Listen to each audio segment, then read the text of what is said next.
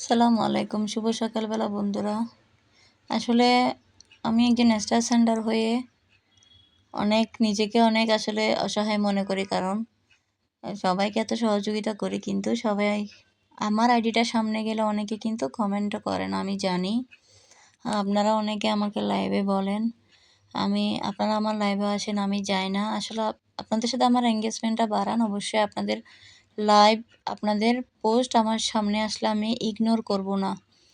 আমি এমন একজন মানুষ, যতটুকু পারি সবাইকে সহযোগিতা করি, কিন্তু দিন শেষে কারো সহযোগিতা আমি পাই না। আসলে খুব খারাপ লাগে।